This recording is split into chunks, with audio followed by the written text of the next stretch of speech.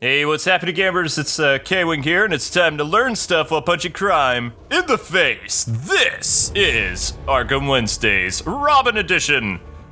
Ta-da! And of course, he doesn't talk in this. And speaking of sidekicks, my wife is here, so... Yeah, I'm a sidekick. Hey, sidekicks are awesome. Yeah, they're there when you need them. This is a couch-worthy conversation for me. But anyway, today we have a topic in mind that I wanted to bring Amber on because last night I had her sit down and watch the new Batman and Robin movie. I was forced to. Yes, you were forced to. She was held against her will. And, yeah, there was much not rejoicing, but the movie was pretty decent, and we'll try to limit spoilers as best we can. No, I wanted to watch the movie. Yeah, I mean, I personally think it's one of the better New 52 Batman movies that I've seen, so, I mean, but that's, it was decent. Because it had one of your favorite people in it. Yes, it did have Dick Grayson in it, but not in the role that I thought he would have. Before we get to the actual movie, I wanted to talk about Batman vs. Robin, the Grant Morrison storyline featuring Batman 2, Dick Grayson, and Robin 4, Damian Wayne. Or 5. Yeah, he was the 5th Robin. Oh. Because Stephanie Brown was Robin for a time. Oh, okay. Yeah, so technically it counts. But basically, what the story is that Grant Morrison gave us, it was about Damian having trouble on the home front. And when I mean home front, I mean mommy issues. Because at this point, you know, everybody in the DC universe, except for Tim Drake, thinks that Bruce Wayne died at the hands of Darkseid. And, you know, Dick is trying to mentor Batman's legitimate son and, you know, try to help with his anger issues and whether or not he will kill and, you know, if he's gonna live up to his father's legacy and stuff like that. And that's why Dick decides to become the Batman, so he can help mold Damian, while firing Tim Drake and being like, you know what, you're my equal, so you can't be my partner, and Robin's just like, what the heck, dude? So the contrast between Damian and Dick, what made it so exciting was the fact that Dick Grayson is, you know, the guy we all know and love. He's chipper, he's happy. He's cheery, he's chatty, you know, he smiles, he's the opposite of Bruce Wayne. Yeah. An amazing superhero. And Damian is just like his dad, except he's Robin, who wears the bright colors, so and, you know. Batman and Robin reverse roles. Exactly, and that's why it was so much fun to read. I mean, the only time I really enjoyed reading the Batman comic books again was during the Grant Morrison run, because they were really interesting stories, and the contrast between the two characters was amazing. But anyway, back to the storyline. So, Batman vs. Robin has Talia trying to get control of her son again. And when she can't, she implements something that was built into Damian's spine, which basically puts him under mind control, and he attacks Batman by trying to kill Dick in the Batcave. And then later, like near the end of the story, we see that Deathstroke is the one literally pulling Damian's strings. So Robin literally did fight Batman, or Grayson. Wow. So, yeah, the whole Batman versus Robin movie thing, well, Batman and Robin did fight in it, not to the same extent that the comic book was. I mean, this was a cutthroat battle for survival between, you know, Batman, Damian, Deathstroke, and Talia, the League of Assassins, all that stuff. Yeah, that wasn't exactly the same in the movie. It covered over 10 issues. It was just like teenage angst in the movie. Yeah, it was like a coming-of-age story. You think you're so great. You want to know what the movie kind of reminded me of? Basically, Robin from the animated series, and how, you know, Dick Grayson was much, much older. He's in college. Batman doesn't trust him. They have a partnership, but, you know, Robin's not a kid anymore, and Batman's treating him like he's 8 years old. So the fact that Damian is upset about that in the film, it doesn't really work because he is 10 years old. Yeah, he is. So it's like, you are a kid. Quiet, you know? Yeah. But, so, I mean, I didn't like that about the film. It was kind of like, whatever. Ow. Yeah. But the book is Damian. What I loved about the Grant Morrison stuff is when Damian's talking, it's like he's an old man, like he's his grandfather or something. His mannerisms, his speech, how articulate he is in the comics. We've seen nothing like that in the New 52. except for a little bits and pieces in the Batman and Son movie. Oh, right. Like how, Robin was talking to people and Deathstroke and things like that. Because essentially the kid, he's 10 years old, but he's really not. Like, his mind is so much older. So he would speak like a much older person, in the comic at least. Right, because he was trained to kind of rule the world almost. Yeah, so. he was supposed to be the heir. Yep. The heir that Bruce never was. Yeah, so... that was the first thing that disappointed us about the movie, was that I really wanted to see Dick Grayson in the Batman role, and I thought it was him at first, and then it wasn't. I was like, aw. Well, what we've been noticing about the new 52 film starring Bruce Wayne is his characterization is very similar to Dick Grayson as Batman. Like, the writing, you can just see that this would be Dick under the cowl. Yeah, I mean, the new 52 Batman they have in this movie doesn't really feel like Batman to me. He feels like, I don't know. Well, he's too, he says too many one-liners. He enjoys his work a little bit too much. He seems too, like, laid back and nice to be Batman. It kind of reminds me of the Young Justice Batman. Like the guy who was played by Bruce Greenwood, the same guy who was in the Red Hood movie. Yeah. He plays a more chipper dad figure than ruthless vigilante. And I didn't like how they portrayed Nightwing in the movie. No.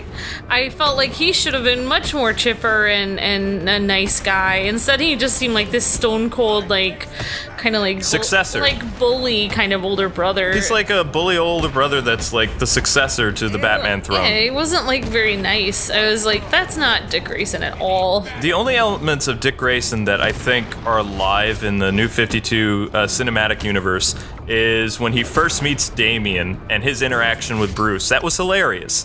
We didn't really get any of that in Batman vs. Robin at all. Yeah. It was a completely different parallel. It almost felt like Nightwing was being played by Tim Drake. And Tim Drake after he lost his family. Interesting.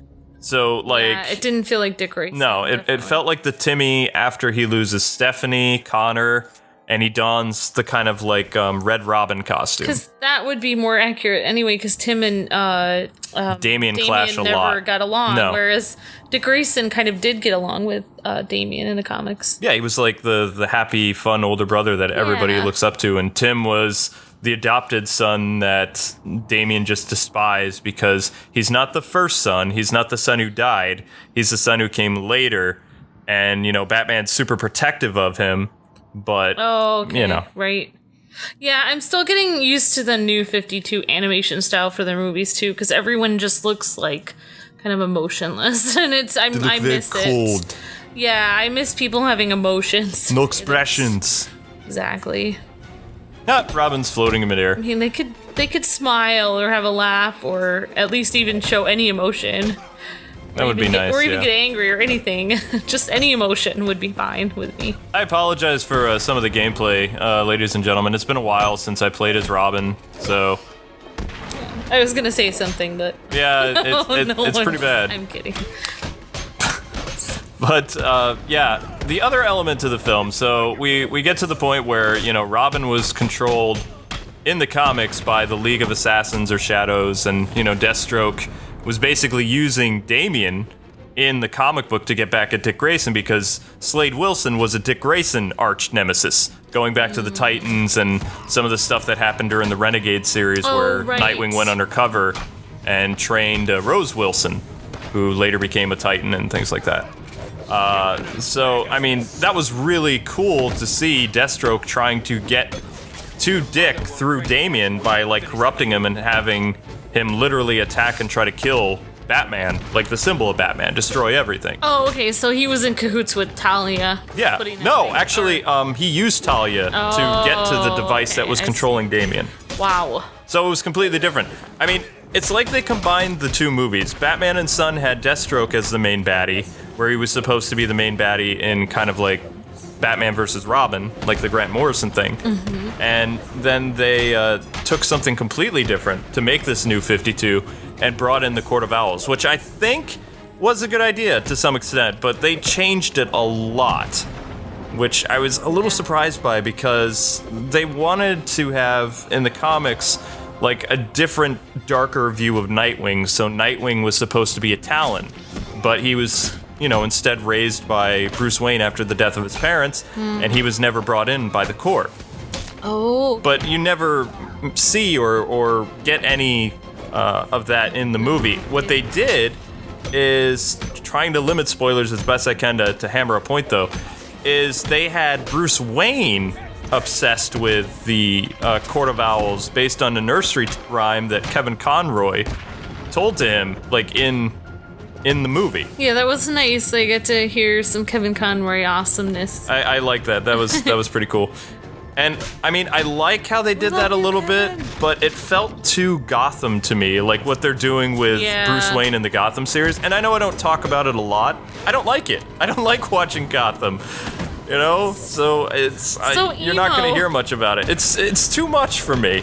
So that's what I felt like little Bruce Wayne segments in this movie were like. It was Gotham Bruce. It's just that where everything is dark and moody, and there's no kind of comic relief from anything. No, it's that kind of thing. It's not anything relatable. Like, comics are something you could relate to. You could put yourself in a person's shoes. Like, you could be this person or that person, and those kind of storylines are not relatable at all because it's just like a world that would never happen. Now, Snyder's Court of Owls is an amazing arc, and I really like that about the New 52. There are some things I like about it. I like that there was this shadowy, mysterious, group that's been around forever in Gotham's history, going back to the 1800s and, all that stuff. But I don't think they handled it very well in the movie. It seemed rushed to me. It was like, this just needs to be a Court of Owls movie, but we're going to combine Grant Morrison's work with Snyder's work. And for the most part, it kind of worked.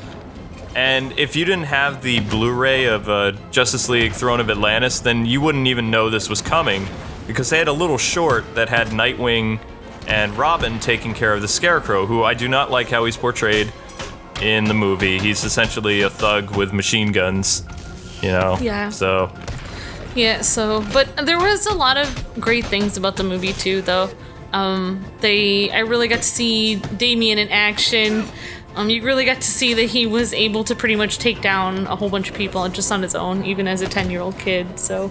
Well, he's a 10-year-old kid trained by Ra's al Ghul and Batman. Yeah, some great fighting scenes, and yeah, it's hard for me to, without spoilers or whatever, but yeah, there was a lot of really cool plot points, and there was like an inner struggle with Damian going on. It made me like the animated Damian. Nuts. Yeah, and I love how they make Bruce look just like Damian. Like when Bruce is little and they do and he looks almost exactly the same as Damian, so it's like.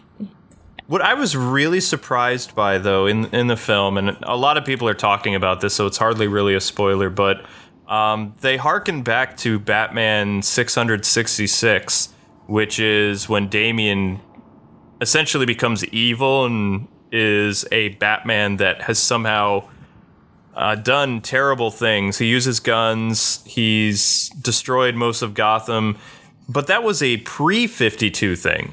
That was actually kind of fixed by Damian becoming Dick Grayson's partner. Yeah. If Damian was just left to his own devices, then that would be his future. But in the pre-52, they even explain how that universe isn't really ever going to come to be. Right. But Damian will become the Batman. He's not an evil Batman.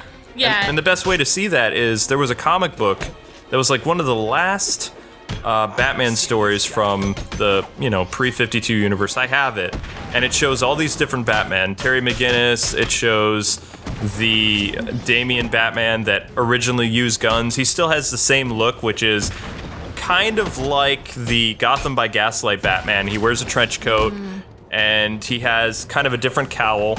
And underneath his cowl, he's not wearing any hair because he's shaved off his head, so it's easier to be Batman. Okay. But he goes back to a previous story how he saved a baby, and that baby was Terry McGinnis. Oh, Oh, okay. Yeah, they Interesting. did a lot of different things. It was a special Batman issue. I'm trying to remember what one it was, but it was an important issue. I think it might have been Batman 700 or 800 or something like that. Yeah, well, that makes sense because I really think that it's very hard for him to, like, even have hope or just, like, be cheery about anything. It's really hard for him with his emotions. He doesn't deal with them well, but, He's very bad at it. But Dick Grayson, having just Bruce as your mentor I don't think being around someone that dark and moody isn't gonna help Damian very much. I mean, yeah, it's nice he's there for, but I think having someone who's like, hey, it's gonna be okay, life is alright and stuff like that with Dick Grayson, I think that does kind of prevent Damian from becoming evil.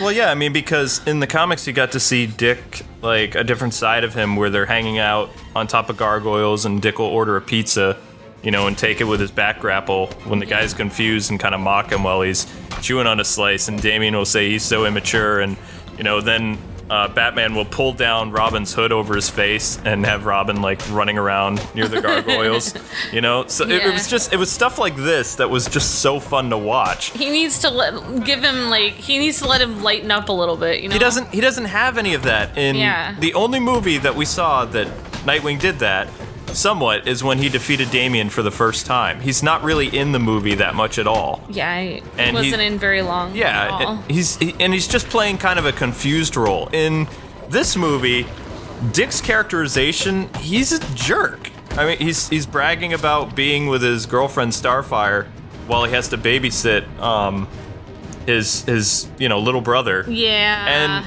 one thing I hate about the New 52, especially, is the fact that Bruce Wayne kept all his sons hidden.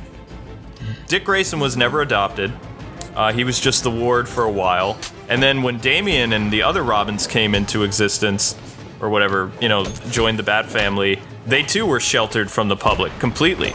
So Damian is never really announced as Bruce Wayne's son, except in the comics. Yeah, I mean, I would find that really insulting. If you never acknowledge that, that you say, okay, this person is in my family, they're my son now. Like, you never acknowledge that, you never make it official, that would hurt. Like, I wouldn't, if someone did that to me, I would just leave. I wouldn't want to be there unless they made it official. So yeah, it's me. But one of the key things that I kind of liked what they did with the film is the relationship that they had between Talon and Robin. But it didn't have that same impact of Snyder's work because Talon wasn't, related to Bruce Wayne. He wasn't the evil brother or whatever. Which, yeah, the comics got really weird. There was another Wayne who was either Owlman or Talon, I forget, but he was part of the Court of Owls. So it didn't really have that same gripping sensation that Robin was choosing between these two mentors, Batman and, the Court of Owls in the film. He has that problem. In the comics, you can really see why he's kind of leaning towards the Court of Owls a little bit, because there's a guy who looks just like his dad.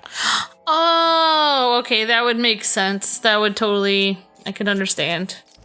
Yeah, because I bet he, misses his, But I don't want to talk too much about the Court of Owls because I have reason to believe that the Court of Owls are going to make some type of appearance in Batman Arkham Knight. And when I'm driving around Gotham City in my Batmobile and playing with the different skins that are going to be in the game, we're going to dive more into a lot of the New 52, which we really didn't in the Arkham Origins game.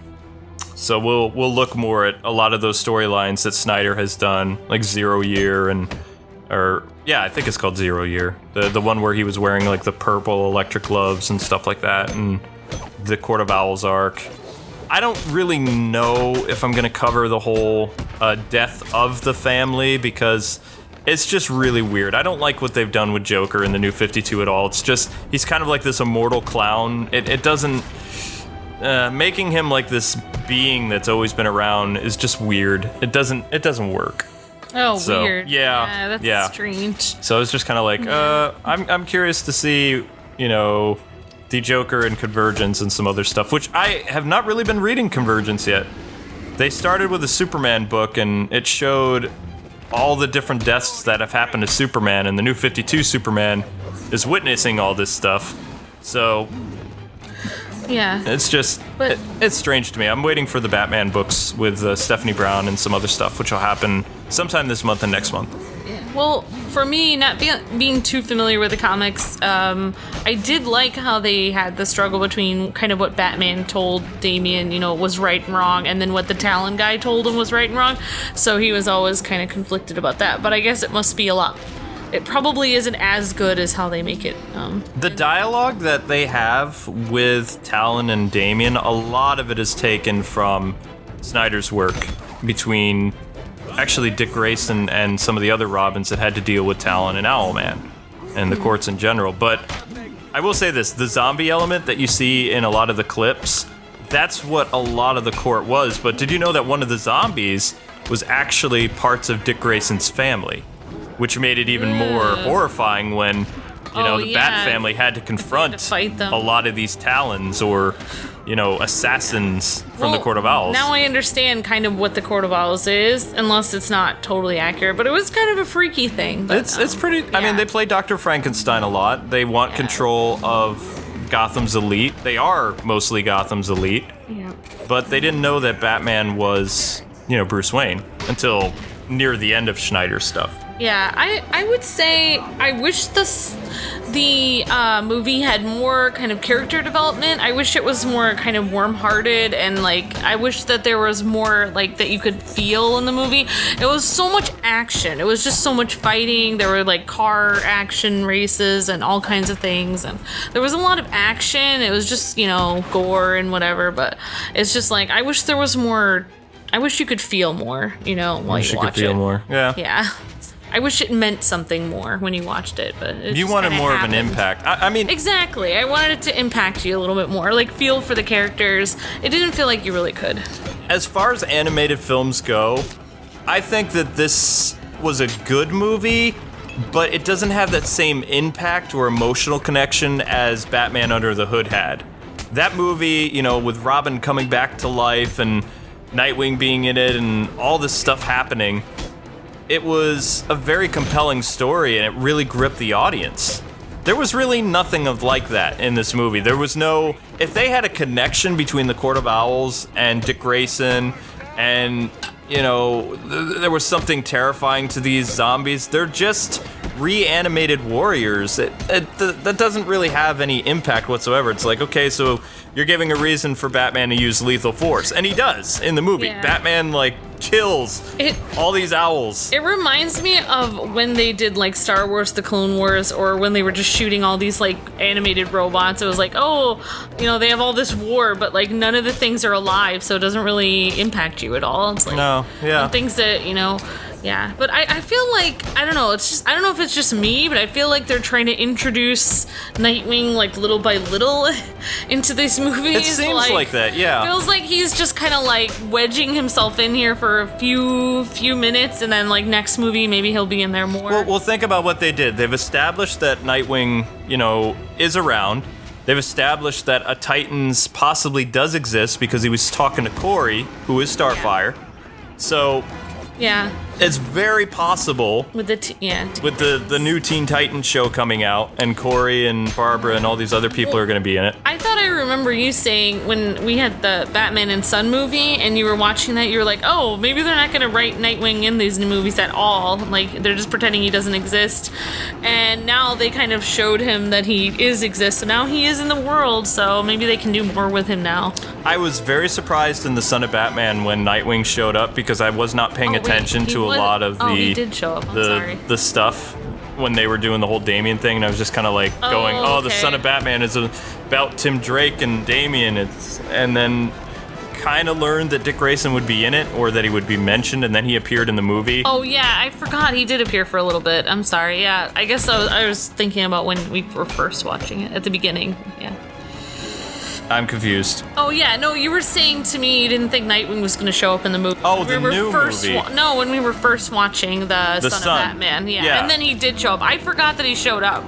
That was me. I forgot. Yeah, he did show up. I'm still confused here, but he was in the first one and then he was in the second movie.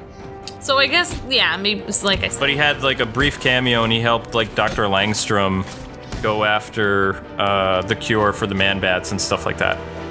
Yeah. But I really, I think that it's good progress, but like you said, I think they're trying to build up the Nightwing character more. They're slowly establishing more things.